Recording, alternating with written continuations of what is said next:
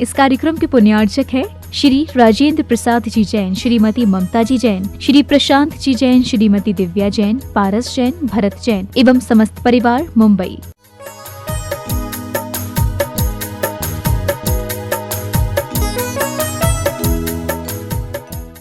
भाभी जीवों, आप सभी जानते हैं कि पानी के बिना चाहे नदी कितनी ही लंबी चौड़ी हो लेकिन बेकार होती है। पानी नहीं तो नदी बेकार है।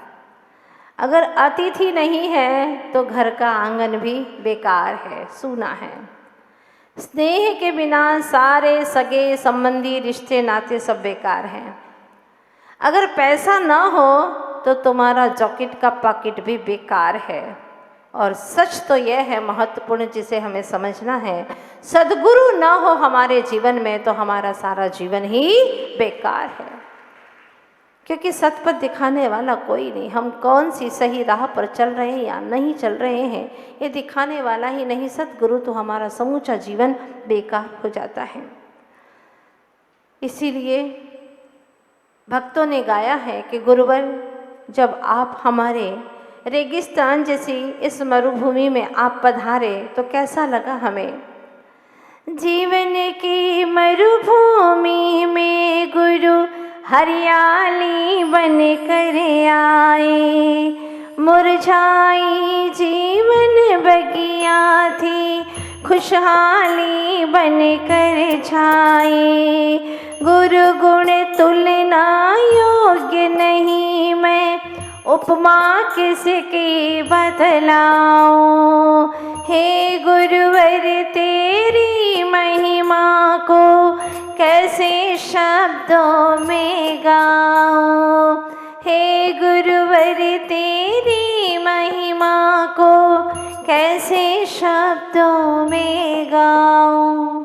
हे गुरुवर, जैसे जैसे मैं शब्द का जोड़ बना करके लिखना प्रारंभ करती हूँ और आप आगे आगे बढ़ते चले जाते हैं, आपके गुणों में वृद्धि ही वृद्धि होती चली जाती है। लिखूँ तो कैसे लिखूँ, छूँ तो कैसे छूँ आपके कदम को, क्योंकि आप तो निरंतर अविरल धावमान है, गतिमान है, प्रवाहमान है अपने गंतव्य की ओर। हे गुरुवर, कैसे आपकी महिमा को लिखूँ। तो आचार्य देव कहते हैं कि कोई बात नहीं, नहीं लिख सकती हो, कोई बात नहीं, तुम अपने जीवन में इतना सा काम कर लो। कैसी उलझन भरी बातें हैं ये। गुरु के गुणों के प्रति अनुराग तो हो पर मोह नहीं, तो अनुराग और मोह में क्या अंतर है।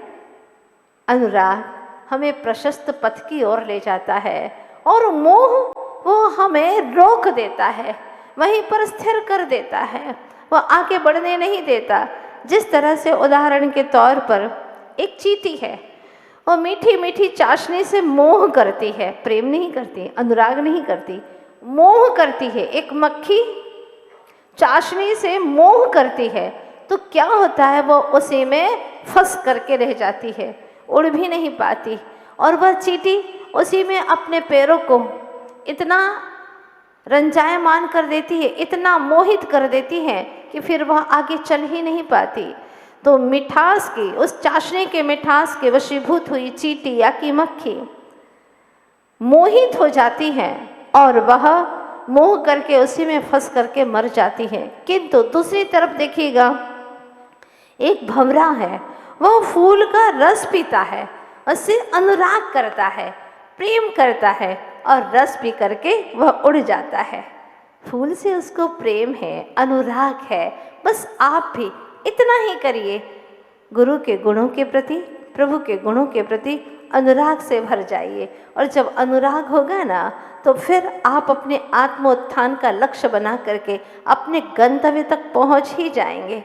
इसके लिए आपको और कुछ करने की ज़रूरत ही नहीं है। एक बार बस गुरु के चरणों में आने की ज़रूरत है, उनके गुणों के प्रति अनुराग करने की ज़रूरत है। फिर तो आप खोजते चले जाएंगे, खोजते चले जाएंगे और प्रवेश करते चले जाएंगे उनके गुणों के, और गहराई में डूबते चले जाएंगे।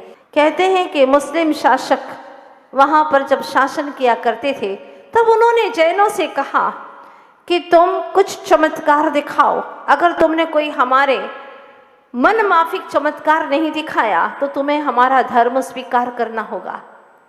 तुम्हें हमारा धर्म स्वीकार करना होगा या फिर कोई चमत्कार दिखाओ ऐसा जिससे हमारा मन संतुष्ट हो जाए, हम खुश हो जाए, ऐसा कोई चमत्कार दिखाओ। अब क्या करें, उन्हें तो कुछ समझ में नहीं आ रहा था, कहाँ जाए चमत्कार के लिए। आखिर किसी ने कहा कि यहाँ घबराओ मत, पास में ही अक्की वाट पर एक महान साधक रहते हैं। वही 500 550 वर्ष पहले की घटना है यहाँ। तो लोगों ने कहा कि घबराओ मत, पास में अक्की वाट में एक महान साधक रहते हैं, बड़े ही आत्म साधक हैं, अध्यात्म योगी हैं, और वह कुछ न कुछ अवश्य ही चमत्कार का रास्ता दिखाएंगे। तुम्हें धर्म परिवर्तन नहीं करना पड़ेगा। कुछ लोगों ने सुझाव दिया और वे पहुंच गए। महाराज के पास जा करके उन्होंने सारी अपनी जो परेशानियाँ थी वो सामने रख दी। मुनिराज ने कहा ओम शांति। क्या बोला? ओम शांति, ओम शांति। महाराज आप कुछ चमत्कार दिखाइए ना, बताइए ना। ओम शांति। महाराज कुछ तो कहिए। उन्होंने 6 महीने की अवधि दी है, इस 6 महीने की अवधि में हमें चमत्कार दिखाना होगा। महाराज आप कुछ करिए हमारे लिए। ओम शांति। और कुछ बोले ही नहीं महाराज। भाई ओम शांति से क्या होने वाला है, शांति शांति हो जाएगी और हमारी भी धर्म की हमेशा के लिए शांति हो जाएगी, करेंगे क्या। एक बार गए, फिर लोगों ने कहा वापिस जाइए उनके पास में। फिर गए, 3 बार गए, 4 बार गए और चौथी बार तो उन्होंने कह दिया महाराज 6 महीने पूरे हो रहे हैं, कल का अंतिम दिन है, कुछ करिए। ओम शांति, ओम शांति, ओम शांति। ओम शांति का भी एक ऐसा ऊर्जा वलय था कि जब बोलते ओम शांति तो सच में चारों तरफ ओम की मानो ध्वनि गुंजायमान हो रही है, ऐसा महसूस होता। ऐसा लगता कि प्रकृति गाने लगी है, नाचने और झूमने लगी है। वहाँ की लता और वृक्ष के पल्लव जैसे कि झूमने लगे हैं, ऐसा मालूम होता था, ऐसा प्रतीत होता था। तो लोग ओम शांति शब्द सुनने के लिए ही चले जाते। महाराज कुछ करिए, आज अंतिम दिन आ गया है, आज अंतिम दिन है, कल हमें जवाब देना है, कुछ चमत्कार दिखाना है महाराज, कुछ करिए। महाराज ने आशीर्वाद दिया।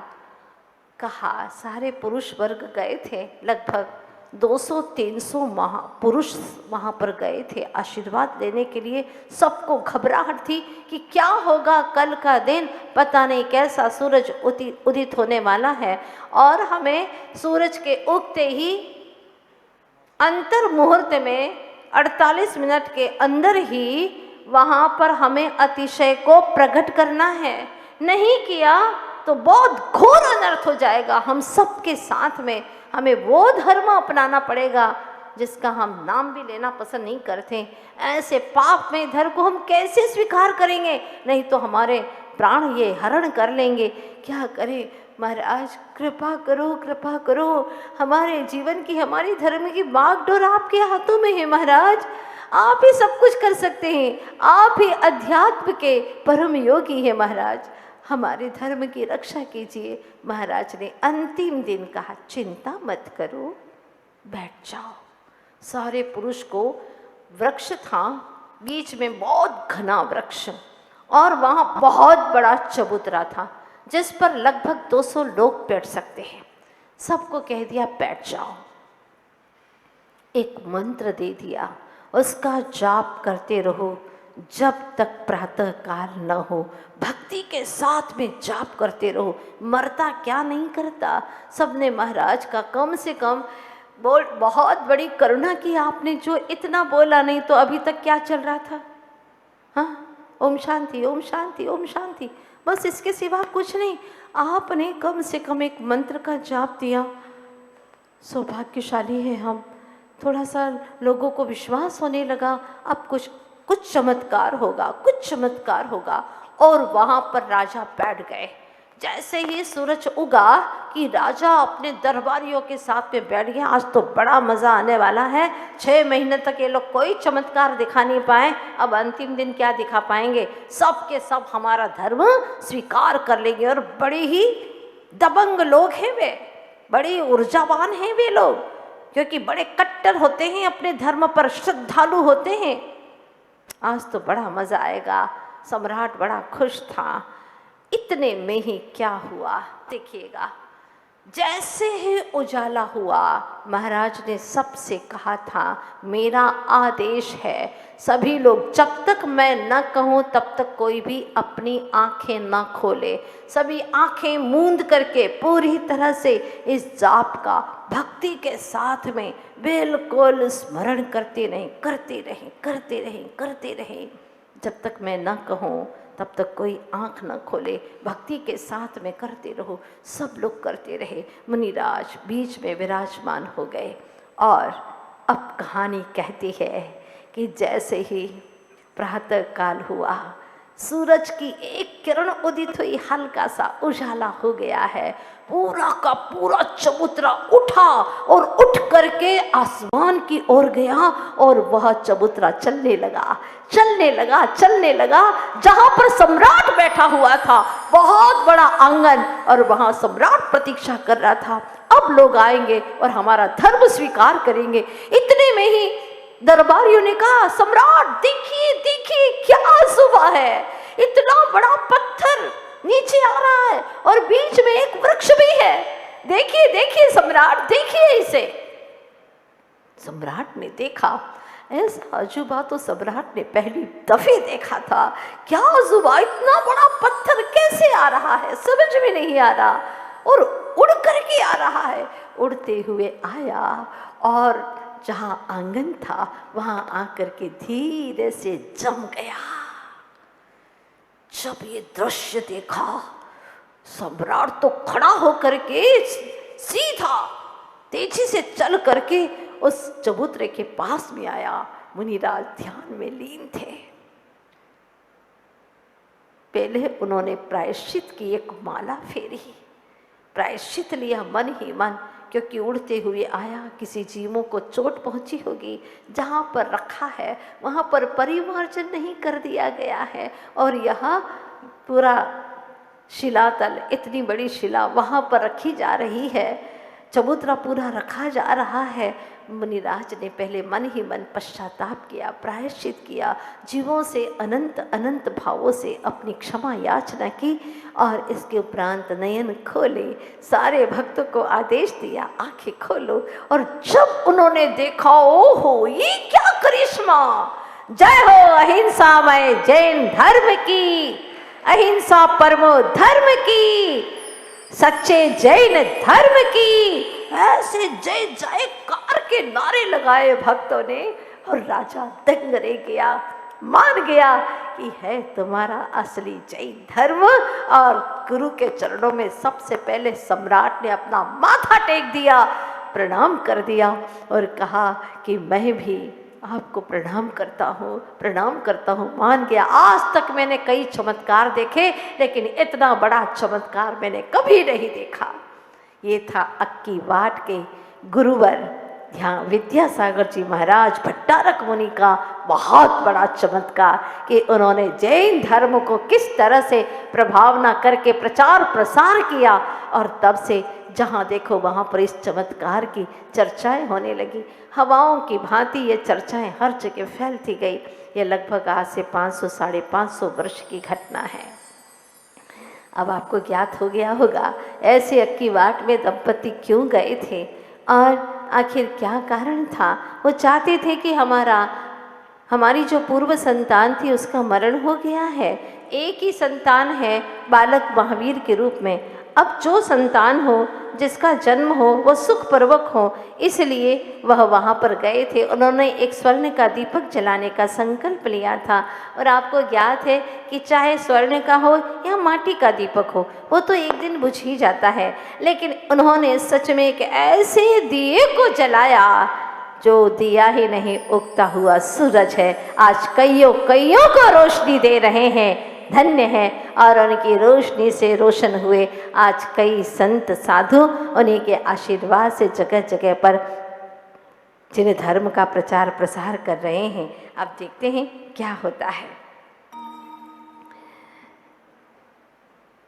माँ ने पूछा था, श्रीमती ने पूछा था कि स्वामी आप जो संतान आएगी उसको मुनियारी का होने में पथ प्रदर्शक बनोगे?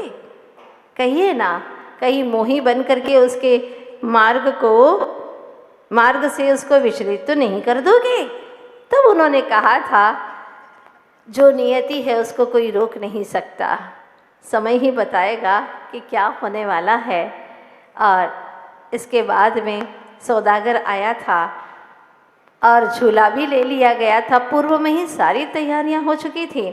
देश अभी जकड़ा है परतंत्रता की बेड़ियों में। देखते हैं वह देश की पुकार कोई सुनने वाला है या नहीं।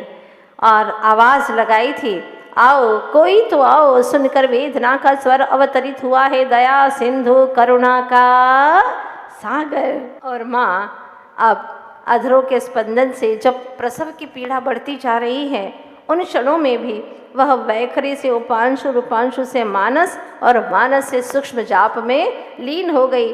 तभी बाह्य चंद्रमा से बाल चंद्रमा का अंतर विवाद हो गया।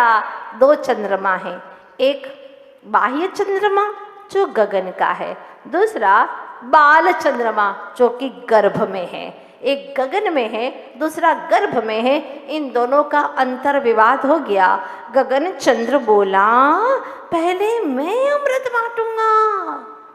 गगन चंद्र बोला, पहले मैं अमृत बांटूंगा, जन जन को तृप्त करूंगा। इतने में ही बोल पड़ा रहस्य में बैठा बाल शिशु चंद्र, तू जड़ अमृत बांटने की बात करता है? हाँ, तो जड़ अमृत बांटने की बात करता है जिसे कोई देख भी नहीं पाता है, जिसको कोई देख भी नहीं पाता है। देखा क्या कभी आपने शरद पूर्णिमा के दिन अमृत झरा हो, झरते हुए देखा क्या किसी ने? बोलो। तो जो गर्भ में बैठा, रहस्य में बैठा बाल शिशु चंद्र है, वो कहता है तो जड़ अमृत बांटने की बात करता है जिसे कोई देख भी नहीं पाता है और नहीं अनुभूत होता है वह। यदि तू बांटता अमृत, सच में तू बांटता अमृत, तो अमर क्यों नहीं दिखता कोई वसुंधरा पर? बताइए, प्रश्न तो बड़ा अच्छा किया। बाल चंद्रमा ने कहा कि यदि तू बांटता अमृत तो अमर क्यों नहीं दिखता कोई वसुंधरा पर? आपने देखा किसी को अमर होते हुए? बोलो, नहीं ना। किंतु मैं हर आत्म तत्व के प्यासे को संतुष्ट कर दूंगा। चैतन्य अमृत पिलाकर मैं हर प्यासे व्यक्ति को संतुष्ट करूंगा, बस चैतन्य अमृत को पिला करके। इसीलिए तू नहीं, पहले मैं जाऊंगा। इसीलिए पहले तू नहीं, वो तो 12 बजे आता है ना शरद पूनम का चंद, इसलिए तू नहीं, पहले मैं जाऊंगा। यह कहकर 12 बजने से पूर्व ही आश्विन माह की शरद पूनम को जगत जननी सौभाग्यशालिनी माँ श्रीमंती की कोख से उतर आया रवि शशि सा सपूत सदलगा की पुण्य धरा पर। 12 बजने से पहले ही आश्विन माह की जो शरद पूनम है, माँ श्रीमंती की कोख से वह रवि शशि जैसा सपूत सदलगा की पुण्य धरा पर उतर आया। प्रकृति का कण कण प्रसन्नता से गाने लगा। कुआं कोई एक खुदवाता है, लेकिन लाखों लोग अपनी प्यास बुझाते हैं। मंदिर कोई एकाध व्यक्ति बनाता है, लेकिन कितने कितने लोगों को सम्यक्त्व की प्राप्ति होती है, परिणामों की विशुद्धि होती है। पाठशाला कोई एक खोलता है, लेकिन कितने कितने लोगों को ज्ञान का लाभ मिलता है। बहुत गहरी बात कही है। अपने आत्मा का, विरह का इतना दुख हो कि मैं अपने आप को जान नहीं पा रहा, अपने आप को देख नहीं पा रहा, अपने आप की अनुभूति नहीं कर पा रहा। ये जब तक विरह का दुख नहीं होगा तब तक अनंत सुख की प्राप्ति नहीं हो सकती। फिर से बोलिए एक बार, बहुत सुंदर पंक्ति है। स्वात्म विरह के दुख का अनुभव ही पर से विमुख हो दृष्टि तभी तो। झूले में झूलते झूलते बार बार अधमिची आंखों से देख रहा था माँ को, और माँ देख रही थी वत्स को। पल भर लगा उसे कि विद्या कह रहा है कुछ। क्या कह रहा है कि इसी तरह शुभोपयोग से शुद्धोपयोग का, प्रवृत्ति से निवृत्ति का, समिति से गुप्ति का झूला मुझे झूलना है, स्व के सिवा सब कुछ भूलना है। हे माँ, बस मुझे स्व को ही स्मरण रखना है, बाकी सबको भूलना है। शुभोपयोग से शुद्धोपयोग, प्रवृत्ति से निवृत्ति, समिति से गुप्ति, बस ऐसे ही चैतन्य झूले में झूलता रहूं माँ। बस यही सोचता हुआ सब कुछ भूलना है और पल में ही सो गया लगा कि अपने में ही। यह क्या ऐसे सुंदर ज्ञान धारा को आपको बंद करने का मन करता है क्या? ऐसा लगता है और सुनते ही जाए। यह क्या, आज पहली बार सोकर उठते ही चुपचाप होले होले घुटने से चलकर आकर नयन मूंद कर बैठी जाप करती माँ को निहारने लगा। धार्मिक क्रिया करते समय कभी माँ को परेशान, यह तो उसने ठान लिया था। क्या बात है। आजकल माताओं की शिकायत रहती है, क्या करें मंदिर ही नहीं आ पाते हैं, बच्चा परेशान करता है। तुमने परेशानी में जन्म दिया है ना, इसीलिए वो तुम्हें परेशान करेगा। तुमने गर्भ में ऐसे संस्कार दिए ही नहीं, तुमने अपने स्वयं के संस्कारों को सहेजा ही नहीं है, इसलिए बच्चा ही ऐसा जन्म दिया तुमने, अब वो तुम्हें परेशान कर रहा है। धन्य है ये बालक पीलू, माँ को कभी परेशान नहीं करता। धार्मिक क्रिया करते वक्त तो बिल्कुल नहीं।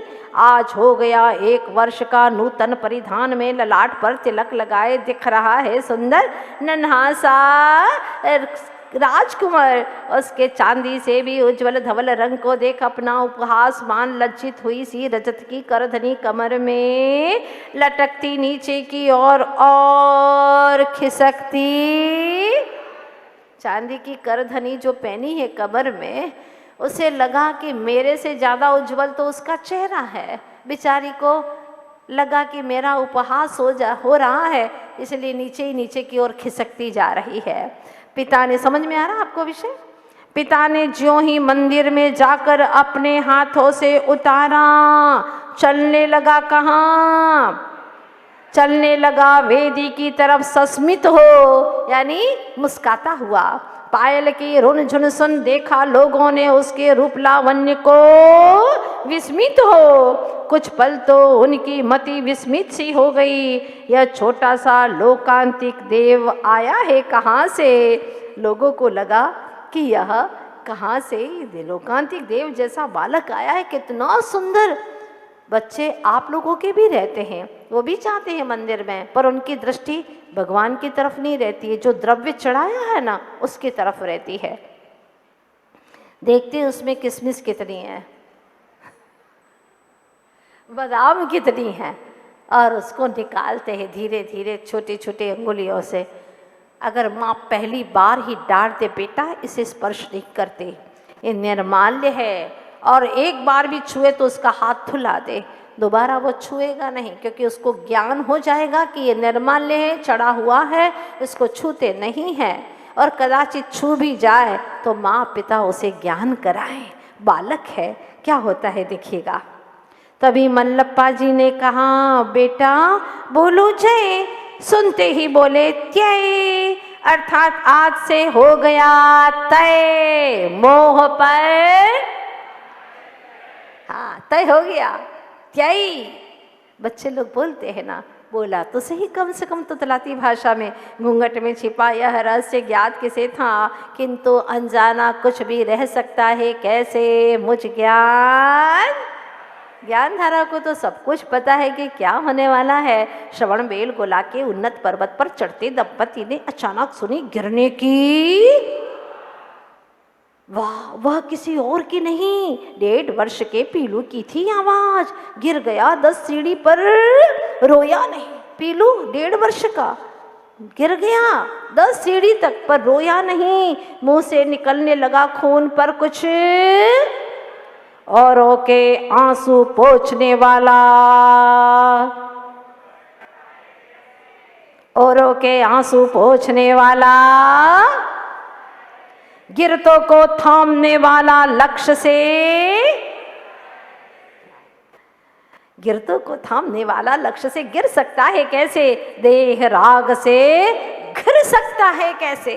वो देह राग से कैसे घिर सकता है। श्रीमती ने देख बालक को झट छाती से लगा लिया, आंखें नम हो गई, सांसें थम सी गई, प्यार से उसके कपाल पर और नैनों पर गंधोदक प्रभु पद रज का पाकर स्पर्श प्रफुल्लित हुआ विद्या, और जननी को भी हंसा दिया, माँ को भी। दूध के 4 दांत हंसते समय बड़े प्यारे लगते थे। अभी तक वह कुछ खाते नहीं थे, पीते थे केवल दूध, वह भी मात्र सात्विक प्रवृत्ति रही है शुरू से ही। तो गाय का ही दूध पीते थे, भैंस का नहीं पीते थे। हाँ, जो आलस्य और प्रमाद पैदा करने वाला है ऐसा नहीं, गाय का दूध पीते थे।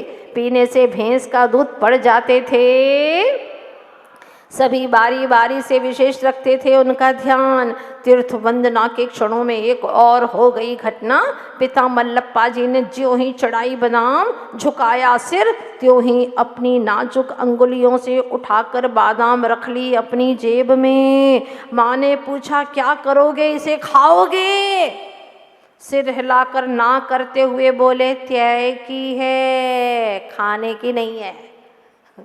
किसकी है? त्यय की, मतलब जय की है, ये खाने की नहीं है। वाह वाह, क्या विवेक बुद्धि पाई थी बचपन से ही।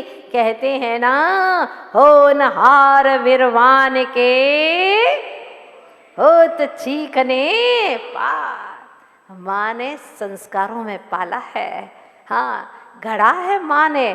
आप तो बच्चा जैसे ही जन्म लेता है, थोड़ा सा बड़ा हुआ और झूले घर में भेज देते हैं। वह भी जब बड़ा होता है तो अपने माता पिता को झूले की भांति कभी इस भाई के पास, कभी उस भाई के पास झुलाता ही रहता है। बस ऐसा ही होता है। प्रेम और सेवा से शून्य होकर के एक दूसरे के घर पर पहुंचाता रहता है, क्योंकि आपने भी उसको बचपन में संस्कार नहीं दिए थे। जो आप करते थे वो पैसा महत्वपूर्ण नहीं था। ध्यान रखना, तुम कितना भी पैसा कमा रही हो, लेकिन अगर पुत्र का स्नेह, सेवा, प्रेम भाव नहीं मिलता तो उनका बुढ़ापा व्यर्थ ही चला जाता है। धर्म ध्यान नहीं कर पाते हैं। इसीलिए अपने बच्चों को संस्कार दो, समय दो। उनको धन की ज़रूरत नहीं है, उन्हें कार की ज़रूरत नहीं है, उनको संस्कार की ज़रूरत है। तो वास्तविकता यह है कि जिन्होंने मोह बलि को जीता है वे ही सच्चे सुखी हो गए, शाश्वत सुखी हो गए हैं। अजित हैं प्रभु, अजित है, दुर्जय है प्रभु, अब इन्हें कोई जीत नहीं सकता। लेकिन जिन्होंने मोह को नहीं जीता वे पल पल दुखी होते हैं। अनेक अनेक कारण छोटे छोटे मिलते हैं और दुखी हो जाता है। थोड़ा सा तन रोगी हुआ, दुखी हो गए। किसी ने कुछ शब्द कह दिया, दुखी हो गए। आस पड़ोस के लोगों ने चाहा नहीं तो दुखी हो गए। रिश्ते नातों ने सम्मान नहीं दिया, हो गए दुखी। थोड़ा सा धन कम हो गया, हो गए दुखी, जबकि कोई कमी नहीं हुई है। चना बेचा था, हर बोरी पर 20-20 रुपया मिला था, लेकिन अचानक बड़ा दुखी हो गया। पूछा, क्यों दुखी हो तुम? इतना फायदा हो गया ना। अरे क्या पता नहीं दिमाग कैसा हो गया था, उसी दिन मैंने बेच दिया। अगर मैं 2 दिन के बाद आज बेचता तो मुझे हर बोरी पर 30 रुपया मिलता। उस वक्त तो 20 ही मिला था, 10 रुपये का घाटा हो गया, इसीलिए दुखी है। मैं पूछती हूँ, घाटा कहाँ हुआ? हुआ तो प्रॉफिट ही है ना। वो आज की तारीख को देख रहा है, जिन्होंने बेचा उनको देख रहा है, और वो उसको उलाहना दे रहे हैं। देख मूर्ख, बेच दिया तूने, आज बेचता तो तुझे 10 रुपया और प्रॉफिट हो जाता। ऐसा दुखी है वह। व्यर्थ की बातों में सोच सोच करके सोचना बंद कर दे। जो उस दिन 20 रुपये का लाभ मिला था उसी का आनंद लेना, लेकिन आनंद लेना नहीं चाहता, क्योंकि भीतर में विषय कषाय भरे पड़े हैं। वो उसे चैन से बैठने नहीं देते, निजाधीन सुख की और सम्मुख होने नहीं देते।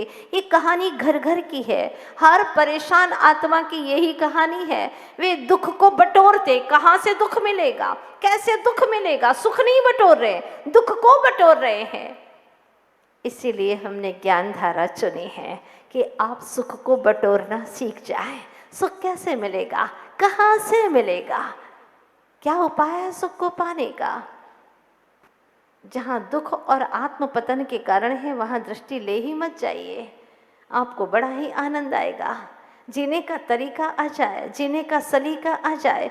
एक ड्राइवर 20,000 रुपया कमाता है और बड़े चैन से अपने परिवार के अंदर 4 बच्चे उनका पालन पोषण करता है, मजे से प्रभु का गीत गाता है, सवेरे रात को भी मंदिर में जा करके प्रभु की भक्ति करता है, बड़ा अच्छा है, आनंद में। कोई पूछता है कैसे, बड़ा अच्छा हूँ, बहुत अच्छा, प्रभु की कृपा बरस रही है, गुरु की कृपा बरस रही है, और अपनी भाषा में वो प्रभु की भक्ति बतलाता है और बड़ा आनंद से जीता है। जिस सेठ के यहाँ पर काम करता है वह महीने का 20 लाख रुपया कमाता है, वो 20,000 कमाता है, वो 20 लाख कमाता है, लेकिन दिन रात आकुलता, आकुल व्याकुल है, चैन नहीं है, बीपी अलग परेशान कर रही है, शुगर अलग परेशान है, और पता नहीं दिमाग इतना भारी है, नींद आती नहीं है, पेट में परेशानियां हैं, आसपास के रिश्ते नाते टूटे से बिखरे से लगते हैं,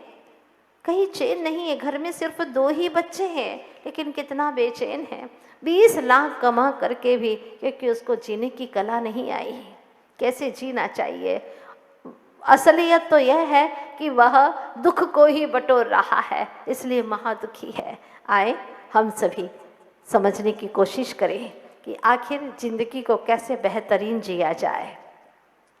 चलते हैं, वह बालक छोटा सा होनहार है, अभी से ही लगता है, कहते हैं ना, पूत के लक्षण पालने में।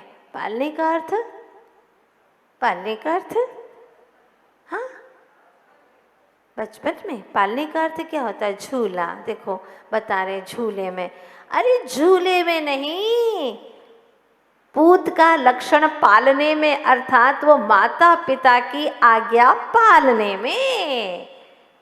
कौन से पालने में?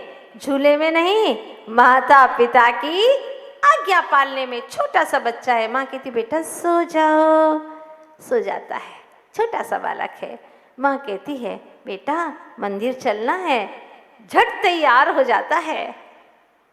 पूत का लक्षण पालने में होनहार, बिरवान के होत चीखने पात, चलते फिरते योगी सम विहरते, दूज के चंद्रमा की भांति बढ़ते ही जा रहे थे।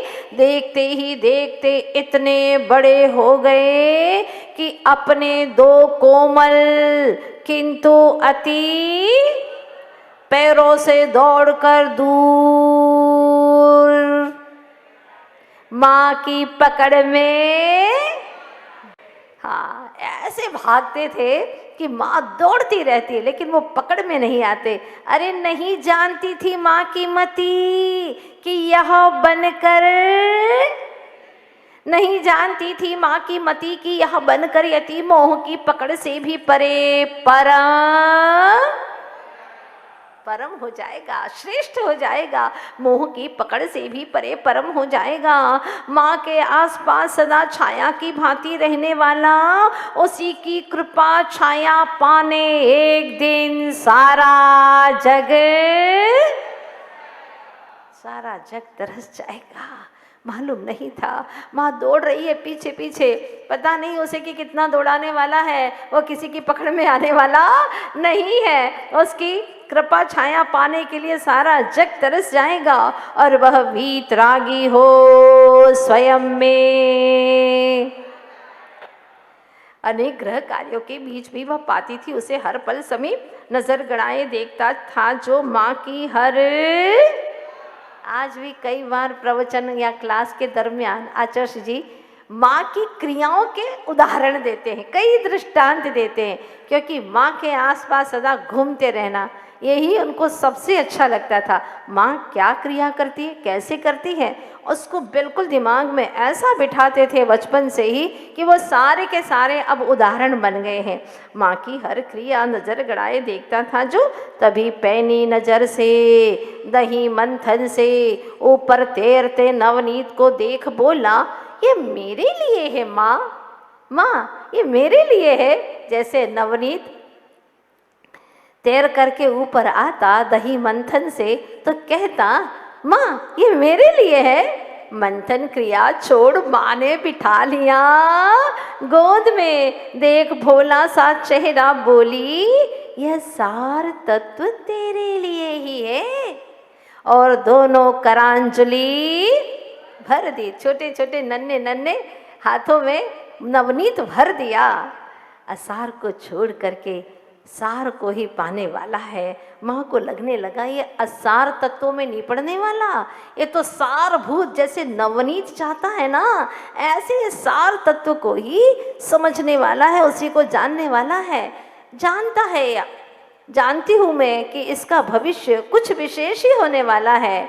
देखो ना, देखते ही देखते मकान खंडहर तो होना ही होना है, और भोजन विष्ठा में बदलना ही बदलना है, कपड़े एक दिन चिथड़े होना ही होना है, बर्तन एक दिन भंगार होना ही होना है, शरीर की एक न एक दिन राख तो होना ही होना है।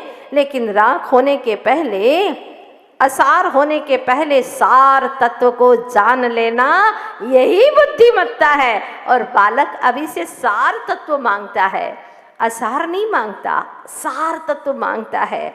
मंथन क्रिया छोड़ माँ ने बिठा लिया गोद में, देख भोला सा चेहरा बोली, ये सार तत्व तेरे लिए ही है। और दोनों, जोर से बोलिए, कुछ खाया। अब बच्चा है ना, बच्चे कैसे खाते हैं, 2 दाने मुंह में, बाकी सब बिखर जाता है। आप लोगों ने भी ऐसा किया होगा ना बचपन में। लेकिन अपने ही हाथ से खाना पसंद करते हैं बच्चे, अच्छा लगता है। पूरी प्लेट दे दो, उसमें से थोड़े से दाने पेट में चले जाते हैं, वो भी कहीं काक ताली न्याय से, बाकी तो बिखर जाते हैं। कुछ खाया बाहर ज़्यादा बिखर गया, बिखरती नवनीत को देख माँ खो गई विचारों में, तेरा हृदय भी, क्या बात है, तेरा हृदय भी नवनीत सा है, पर पीड़ा देख पिघल जाता है। कैसे पता चला अभी से, जब मैं थक कर लेटती हूँ तब नन्ही कोमल हथेलियों से सर, क्या बात है। आजकल के तो बच्चे माँ से कहते हैं पैर दबाओ, तेल लगाओ, थक गए हैं। तो समझ लेना कि बेटा किस तरह का है, क्या है उसका भविष्य समझ में आ जाता है। दूसरी ओर बालक विद्याधर है, जैसे ही माँ थक करके काम करके लेटती और अपने नन्हे नन्हे हाथों से माँ को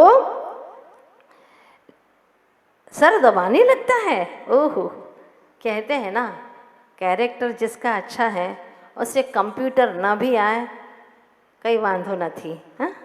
हाँ, જેનો કેરેક્ટર સારું છે એને કમ્પ્યુટર નહીં પણ આવે તો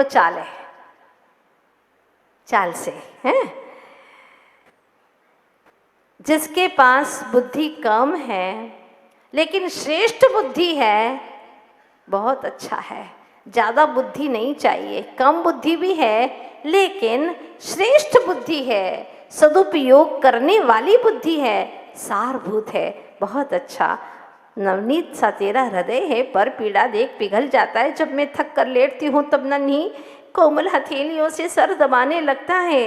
यूं छोटे से आंगन में विराट व्यक्तित्व के धनी बाल सम्राट को देख माँ आनंद से, जब बच्चे को इस तरह से बहुत ही उन्नत भविष्य वाला दिखाई देता है बचपन से, माँ कितना प्यार करती है उसे, प्यार से उसको हृदय में भींच लेती है और न जाने कितने कितने कितने उसको भावों के उपहार दे देती है। इतना सहयोग करने वाला बेटा, ओ धन्य है। इस तरह की माँ के भीतर में कैसी कैसी भावनाएं उमड़ती हैं, क्योंकि हर किसी को सहयोग करने का भाव आता ही नहीं है। कोई विरला ही ऐसे जीव होते हैं जिनको ये भाव आता है। अब देखते हैं क्या होता है। कैसा जीवन था उनका। 20 एकड़ भूमि, साथ ही दुकान और साहूकारी भी। इस तरह कुल मिलाकर मल्लप्पा जी का परिवार था सुख संपन्न, चल रहा था जीवन रथ सहज आनंद। देखो, कम में ही उनको बहुत शांति थी, परिवार का अच्छे से पालन पोषण होता था और इतना अच्छा सपूत प्राप्त हुआ था उन्हें, जो हर तरह से माँ और पिता की बचपन से ही सहयोग की भावना लेकर के जो अपना हर समय गुजारता था। किसी ने कहा है सबसे कठिन आसन है आश्वासन। सबसे कठिन आसन कौन सा है? हाँ, शीर्षासन नहीं, आश्वासन सबसे कठिन आसन है। सबसे लंबा श्वास विश्वास, सबसे लंबा श्वास विश्वास है। और सबसे कठिन योग है कोई तो वह है वियोग। सहन करना बहुत मुश्किल होता है। सबसे कठिन योग है वियोग। और सबसे अच्छा अगर कोई है योग, सबसे अच्छे से अच्छा अगर कोई योग है तो उसका नाम है सहयोग। सहयोग करना, एक दूसरे की जब आवश्यकता पड़े, आवश्यकता हो तो उसका सहयोग करना। भरे पेट में और डालोगे तो बीमार पड़ेगा। भरे पेट वालों को सब कोई खिलाते हैं, लेकिन जिसका पेट खाली है, भूखा है, उसको कोई खिलाना नहीं चाहता है। नीचे झुककर किसी को ऊपर उठाना, इससे अच्छा व्यायाम अपने दिल के लिए कोई नहीं है। सबसे अच्छा दिल का व्यायाम यही है, जो नीचे गिरा है उसको प्यार से ऊपर उठाओ, दुआएं देगा। बहुत अच्छी बात है। ऐसे थे बालक विद्याधर, बचपन से ही हर किसी को सहयोग करना। और जीवन भी कितना नैतिक था। माता पिता किस तरह से सात्विक जीवन व्यतीत करते थे, जिनके नैतिक संस्कारों की होती थी घर घर चर्चा, प्रतिदिन जिन मंदिर में करते थे। जब पढ़ते थे शास्त्र मल्लप्पा, अनेकों श्रवण करने आते थे वहां। साथ ही सबसे एक श्रावक जो अग्रिम पंक्ति में बैठ एकाग्र मना हो करता था। क्या बात है। जब मल्लप्पा जी तत्व चर्चा करते मंदिर में और शास्त्र स्वाध्याय करते, अनेकों श्रावक श्राविकाएं श्रवण करने आती। पर मजे की बात यह थी कि सबसे आगे एक बहुत अच्छा छोटा सा श्रावक बैठता था। नाम क्या था उसका? विद्याधर। अग्रिम पंक्ति में देखिए कितने प्यार से बैठे हैं, कितना अच्छा लग रहा है। और अच्छे से बैठ करके शालीनता से। आज तो बच्चे स्वाध्याय में दिखाई नहीं देते। क्यों? क्योंकि संस्कार ही नहीं है। क्या ऐसा ग्रंथ बच्चों को नहीं सुनना चाहिए? हर पृष्ठ पर शिक्षा देने वाला है। जैसे माँ बच्चों को डांट डांट करके स्कूल भेजती है, ऐसे ही डांट करके सत्संग में क्यों नहीं लाती? उसके भविष्य की कोई चिंता ही नहीं है तुम्हें, कोई संस्कार ही नहीं देना चाहते। धन्य है वे माँ श्रीमती और पिताश्री, जो छोटे से बच्चे को भी स्वाध्याय में लेकर के जाते। और स्वयं की इतनी रुचि थी उनको, जो आज जगत गुरु आचार्य विद्यासागर जी महाराज हो गए। ऐसे संस्कार, एक संस्कार ऐसे डाले जाते हैं। फिर घर जाकर पिता के निकट पूछ लेता था कोई प्रश्न, समाधान मिलते ही कर लेता दूसरा सवाल। यूं ही प्रश्नों की झड़ी लगा देता वह। खोजी दृष्टि वाले को स्नेहिल आंखों से निहार मल्लप्पा जी बाहों में भर लेते, प्यार से माथा चूम लेते, फिर कह देते अब बस करो बेटा, सवाल नहीं, जीवन की हर समस्या का तुम सम्यक समाधान खोजो। कितने सवाल करते रहोगे? तुम्हारे भी बच्चे करते हैं ना, पर बिल्कुल बेकाम के सवाल करते हैं, जिससे कोई आत्मा का उत्थान नहीं होता। बिल्कुल फालतू के मोबाइल संबंधी क्या है, ये क्यों है, बस यही जो आत्मा के पतन के कारण है। ऐसे व्यर्थ के प्रश्न करते रहते। भले ही पाई हो बुद्धि की गहराई, किंतु वैसे तो हो अभी बालक ही, वैसे तो अभी बालक ही है ना। अब सुनिए क्या होता है। बालकोचित कुछ गुण उनमें भी थे। इन दिनों चॉकलेट सी मीठी गोली खाने की बन गई है आदत सी। क्या खाते हैं? चॉकलेट सी एक मीठी गोली खाते। घर के किसी भी सदस्य को मनाना और गोली पा लेना दैनिक कार्यक्रम बन गया है यहाँ। कहते अन्य सदस्यों को भी क्या कहते, तुम भी खाओ। और तुम खाओगे तो हमें भी मिल जाएगी। तुम भी खाओ, अशुद्ध नहीं, दूध की है, यह खाने योग्य है। हाँ, ये उनको पहले से पता था कि अशुद्ध नहीं है, दूध की गोली है, बिल्कुल शुद्ध है, तुम भी खाओ। क्या गहराई है। हाँ, भले पाई हो बुद्धि की गहराई, अभी कहा ना, किंतु वैसे तो हो अभी बालक ही, बालक तो है, लेकिन दो पंक्तियां कहने को मन कह रहा है कि सागर नहीं समझता है, सागर नहीं समझ पाता है इतनी गहराई, सागर नहीं समझ पाता है इतनी गहराई, नील गगन भी छोटा लगता है इतनी ऊंचाई, है इतनी ऊंचाई। बचपन से ही अलग ही उनके जीवन की व्यक्तित्व की रूपरेखा दिखाई देती है। और लोगों से कहते, तब वे जो घर के लोग थे वो क्या करते, मुंह चलाकर यूं ही बता देते, देखो हम भी खा रहे हैं। देखो आप लोग भी बच्चों को ऐसे ही पटाते हैं ना, देखो हम भी खा रहे हैं, तुम भी खाओ। जब वे भी मुंह चलाकर यूं ही बता देते, किंतु वे विश्वास कहाँ करते, वो विश्वास नहीं करते इसके ऊपर। पूछ बैठते, अच्छी लग रही है, क्योंकि उनको समझ में आता था कि यूं ही मुंह हिला रहे। फिर पूछते, अच्छी लग रही है, पुनः वे चटकारे ले कहते, बहुत अच्छी लग रही है, बहुत अच्छी। अपनी अंतिम अपनी ही बात रखना जिनकी आदत थी, अंतिम बात अपनी रहना चाहिए। बोल पड़ते, अब रोज खाना, अब रोज खाना चॉकलेट सी मीठी गोली, क्योंकि चौक यानी पहिया जीवन रथ का, इससे लेट नहीं होगा। जीवन रथ का पहिया इससे लेट नहीं होगा, जल्दी मिलेगी तुम्हें अपनी मंजिल। खाने से मीठी गोली, मीठा बोलोगे अवश्य। कितनी शिक्षाएं दे दी बताओ। तुम्हारे बच्चे भी खाते होंगे चॉकलेट, लेकिन उनको ये ज्ञान ही नहीं है। इसलिए रोज कहती हूँ बच्चों को जरूर पढ़ाइए, बहुत ही काम की चीजें हैं, बच्चों को शिक्षा मिलेगी।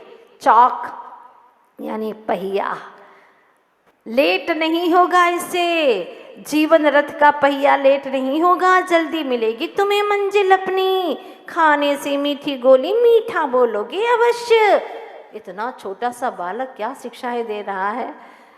उसकी निश्चल बात सुन लोगों के हंसते हंसते पेट में बल पड़ जाते और उसे गोद में उठाकर चूम लेते लाल गाल। वर्षा ऋतु प्रारंभ होते ही शांत पुरवैया वेग से बहने लगी, मयूरी प्रमत्त हो हरी मुलायम नैनामी नाम चादर ओढ़े मखमली वसुंधरा कर रही थी प्रफुल्लित सदल गा के आबाल। कौन सी ऋतु आ गई? वर्षा ऋतु। खेत खलिहान से लेकर घरों तक कीट पतंगों की बढ़ती जोर से एक जहरीले बिच्छू ने ज्यों ही डंक मारा, वेदना से भर गया पैर सारा। पीलू की पीड़ा बढ़ती जा रही थी, सारा मोहल्ला एकत्रित हो गया। तभी नजर पड़ी उस जहरीले बिच्छू पर माँ की। पीलू को हृदय से लगा लिया, देख उसे आंखें मूंदते होश खोते स्वयं रो पड़ी कि ये तो होश खोता जा रहा है, आंखें मूंद रहा है, न जाने क्या होने वाला है। मच गया कोहराम आसपास के, मच गया कोहराम आसपास के पड़ोसी तमाम वैद्य हकीम को लाने। सारी रात माँ की छाती से, जरा जोर से गाइएगा, पिता बिना पलक झपकाए उसे सवेरा हुआ। पीलू जगा। हाँ, कहते हैं ना कि अगर बिच्छू डस जाए, डंक मारे तो उसको नींद आ जाए तो अच्छा है, समय गुजरता रहेगा और उसका जहर हल्का पड़ जाएगा। किंतु अगर नाग नागिन काटे तो उसे सोने मत देना, वो जागता रहे तो अच्छा रहेगा। अगर सो गया तो सो ही जाएगा, इसलिए उसको सोने नहीं देते। पर वो तो सो, माँ ने जैसे ही छाती से चिपका लिया और वह सो भी गया। पीलू जगा अंगड़ाई ले, सवेरा हुआ नहीं रोशनी ले। बारी बारी सबने उसे पुचकारा, प्यार से चूमा ली राहत की। इस शांत वातावरण में लिख गई लेखनी। क्या लिख गई सुनिएगा। जो पंचेंद्री विषयों को जहर जान, निजानंद अमृत का करके पान त्यागी वैरागी, उसे भला बिच्छू का जहर कब तक पीड़ित। हाँ, जो स्वयं ही विषयों के जहर को छोड़ने वाला है, हाँ, उससे यह बिच्छू का जहर कब तक पीड़ित कर सकता है। आत्मिक सौख्य लहर से कब तक वंचित रख सकता है। सो वेदना विस्मृत कर वह खेल कूद में, आखिर एक दिन उसने अपने दयालु होने का प्रत्यक्ष परिचय। क्या हुआ। अचानक घर के कोने के बिल में फंसा चूहा पीड़ा से कराहता देख उसे उठा लिया। हाँ, बिल में फंसा चूहा था, उसको उठा करके हाथ में ले लिया। तन में लगे जीवों को धीरे से दूर किया। स्वस्थ हुआ मूषक। छोटे छोटे जीवों पर भी कितनी दया, कितना रहम है। कुछ तो सीखना होगा। जलते हुए दीपक से कुछ तो सीखना होगा। जलते हुए दीपक से कुछ तो सीखना होगा। अंधेरा मिटाने के लिए किसी को तो जलना होगा। अंधेरा मिटाने के लिए किसी को तो जलना होगा। कुछ जलते हैं और औरों को रोशनी देते हैं। ऐसे ही बालक विद्याधर एक दिन बिल्ली कबूतर पर झपटी। एक दिन बिल्ली कबूतर पर झपटी। जो ही देखा विद्याधर ने हृदय से करुणा उमड़ी। दौड़ पड़े उस तरफ, जोर जोर से चिल्लाने लगे, निडर होकर भगाने लगे। बिल्ली जो ही डर के मारे भागी,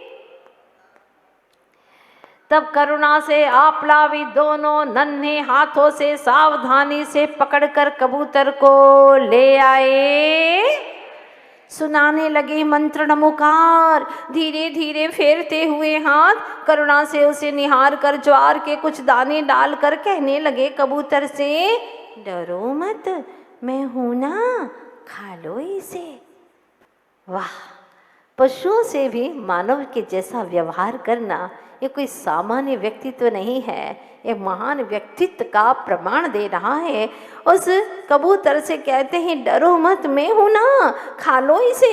इतने में ही पड़ोसन हीरा देख विद्या की करुणा बोल पड़ी, अरे श्रीमंती, ओ श्रीमंती, तेरा बेटा बनकर आया है, तेरा बेटा बनकर आया है मसीहा। यह कोई सामान्य,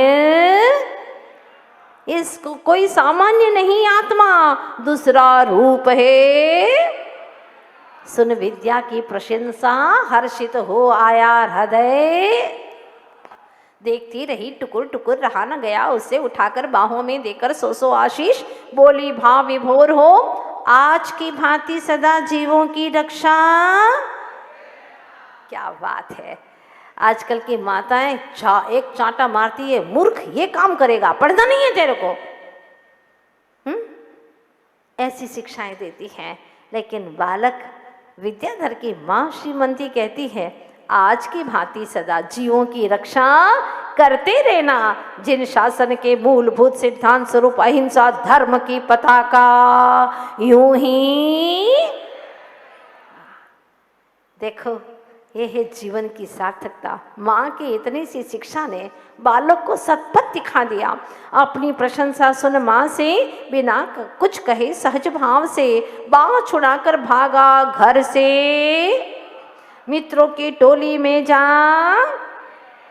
इस तरह रोज रोज कुछ घटता। मल्लभ पाजी का माथ गर्व से ऊंचा उड़ जाता। नित नए कार्य करना चिंतन की गहनता से, आयु की सीमा से परे, पुरानी लीक से हटकर नूतन पथ चुनना स्वभाव सा है। बहुत सुंदर कविता सामने आ रही है। ईंट का जवाब पत्थर से क्या देते थे? क्या विद्याधर जी ईंट का जवाब पत्थर से देते थे? नहीं, सुनते जाइए। ईंट का जवाब पत्थर से, तीर का सामना तलवार से, मान का बदला क्रोध का उत्तर भयंकर, छल का बदला। ये सब तो पुराने मार्ग हैं, चल चुके इस पथ पर अनेकों अब तक। लगता है इसीलिए सुगम सा आज आप हर माता पिता बच्चों को यही समझाते, उसने मारा ना तुम भी मारो, तुम भी उसको मारो, इसने छल किया है ना तुम भी छल करो इसके साथ में।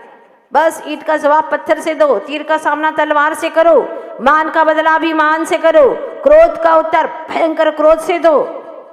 पर ये तो सब पुराने मार्ग हैं। कई लोग अनेकों चल पड़े हैं, इसलिए बहुत सुगम लगता है। चहल पहल अत्यधिक दिखने से सुरक्षित सा, जहाँ बहुत चहल पहल है तो लगता है कि इसी पथ पर चलो, सारे लोग इसी पर चल रहे हैं, बेईमानी के मार्ग पर। किंतु पीलू ने चुना है दुर्गम पथ, तभी तो मान के सामने विनम्रता, माया के सामने सरलता, लोभ का शुचिता से, कठोरता का कृपणता का और क्रोध का बोध भाव से सामना करना। छोटी वय में चोटी की बात करके माता पिता को एहसास करा दिया है कि अब विद्या, हाँ अब विद्या विद्यालय जाने योग्य हो गया है। उंगली पकड़ पीलू की पिताश्री दिखाने ले गए विद्याधर विद्यालय। देखा हर कक्ष को, प्रधानाध्यापक और अनेक विद्यार्थियों को अच्छी लगी ग्राम्य अंचल की वह प्राथमिक शाला।